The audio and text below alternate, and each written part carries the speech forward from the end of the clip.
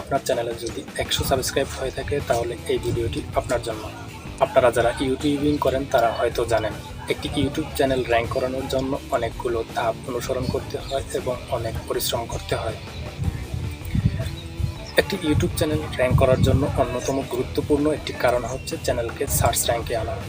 আপনারা অনেকেই হয়তো অভিযোগ করেন বা অনেকেই বিভিন্ন সোশ্যাল মিডিয়ায় পোস্ট করেন, দেখে থাকি যে আপনার চ্যানেলটি সার্চ র্যাঙ্কে আসে না, অথবা আপনার চ্যানেলকে ইউটিউবে সার্চ করলে আপনার চ্যানেলটি সার্চে আসে না। তো এই সমস্যার সমাধান পেয়ে যাবেন আজকের ভিডিওতে। আমি আজকের ভিডিওতে আপনাদেরকে দেখাবো কীভাবে আপনার ইউটিউব চ্যানেলকে ইউটিউবে সার্চ দিলে সবার আগে আপনারা পেয়ে যাবেন। তো এই কাজটি করার জন্য আপনাদের যেটি করতে হবে, আপনার ইউটিউব চ্যানেলের একটি কাস্টম ইউআরএল সেট করতে হবে, অর্থাৎ আপনার চ্যানেলের একটি ইউজার নেম দরকার হবে। আপনারা যারা ইউটিউব চ্যানেল ক্রিয়েট করেন শুরুতেই কিন্তু এই কাস্টম ইউআরএলটি সেট করা যায় না। একটি কাস্টম ইউআরএল সেট করার জন্য ইউটিউব টার্মস অ্যান্ড কন্ডিশন অনুযায়ী আপনার চ্যানেলকে অবশ্যই 100 সাবস্ক্রাইব অর্জন করতে হবে। তারপরে আপনি আপনার চ্যানেলের কাস্টম ইউআরএল এবং ইউজার নেম সেট করতে পারবেন। আর একটি কাস্টম ইউজার নেম সেট করার ফলে, কাস্টম ইউআরএল সেট করার ফলে আপনার চ্যানেলকে সার্চ র্যাঙ্কে অনেকটাই এগিয়ে নিয়ে আসবে। আপনারা হয়তো লক্ষ্য করবেন, আপনার ইউটিউব চ্যানেলকে যখন শেয়ার করে থাকেন তখন আপনার ইউটিউব চ্যানেলে ইউআরএলের সামনে www.youtube.com এর পরে আপনার অনেকগুলো লেখা আসে, কিন্তু আপনি চাইলে আপনার ইউটিউব চ্যানেলের এই লিঙ্কটা youtube.com তারপর স্প্ল্যাশ তারপর আপনার চ্যানেলের নামটা দিয়ে যদি শেয়ার করেন আপনার লিঙ্কটা আরও সুন্দর দেখাবে। তো এই কাজটি কীভাবে করবেন আজকের ভিডিওতে আমি সেটি দেখাবো। তো পুরো ভিডিওটি মনোযোগ সহকারে দেখবেন। ওকে গাইস, আমি চলে এলাম আমার মোবাইল স্ক্রিনে।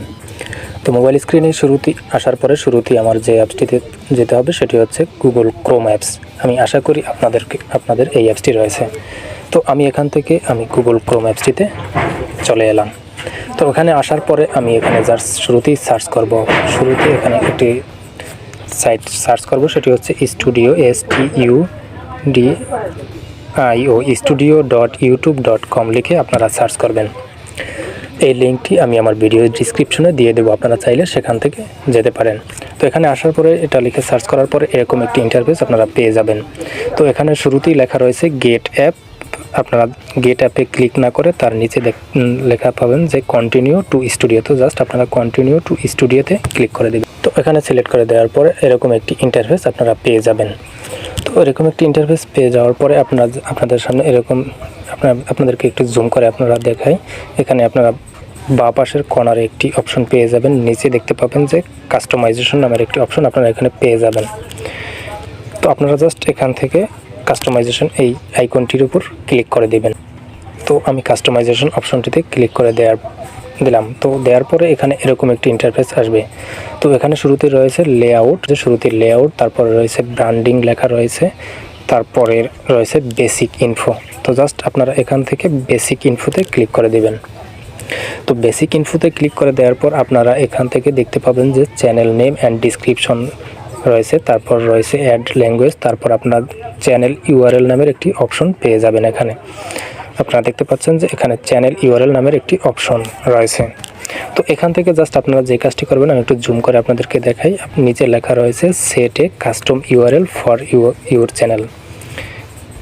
এই যে দেখতে পাচ্ছেন set A custom URL for your channel.